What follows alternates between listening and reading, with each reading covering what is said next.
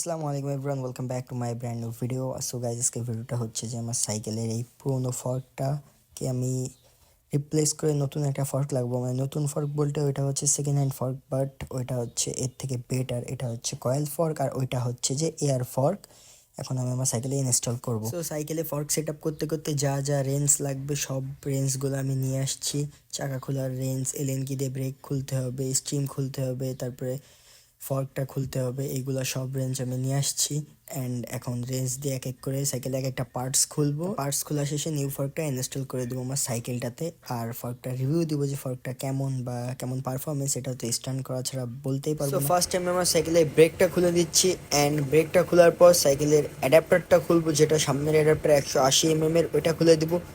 দেন ফর্কের এখানে একটা অয়েল ব্রেকের যে তারটা রয়েছে ওইটার একটা ক্লিপ রয়েছে, ওই ক্লিপটা খুলে দেবো। দেন আমার সাইকেলের ফুটপ্যাকটা খুলতেছি। ফুটপ্যাকটা খোলার পিছনে রিজনটা হচ্ছে যে আমার সাইকেলের সামনের চাকা খুলতে হবে, যেহেতু আমি ফর্কটা আলাদা করে দেবো ফ্রেম থেকে, সেহেতু চাকার সাথেও ফর্কটা অ্যাটাচ যাতে না থাকে এই জন্য আমার চাকাটা খুলতে হবে। দুই সাইডের ফুটপ্যাকটাই আমার প্রায় খোলা শেষ, এখন আমার চাকা খোলার সময়। অ্যান্ড ফুটপ্যাক খোলা শেষে এই যে আমি আমার চাকাটা খুলতেছি। আর আমি নিজে নিজে সাইকেলে অনেক টুকটাক কাজ পারি, এই জন্য ভাবলাম ফর্কটাও নিজে নিজে লাগাই ফেলি। আর এই যে সাইকেলের চাকাটা খোলা শেষ, দেন এবারে হ্যান্ডেলের স্টিমটা আমার খুলতে হবে। আর এই যে নিউ ফর্ক রাখা রয়েছে, হ্যান্ডেল স্টিম খোলা আমার শেষ হয়ে গিয়েছে প্রায়। দেন এই ফর্কটাকে বের করে নিউ ফর্কটা সেট আপ করে দেবো। এখানে একটা বিষয় আছে, হেডসেটে সেট করার বিষয়টা। সেট করাটা একটু অনেক প্যারাদায়ক, কারণ হচ্ছে হেডসেটটা সেট হতে চায় না, ফর্ক আর ফ্রেমের সাথে নড়ানড়ি করে।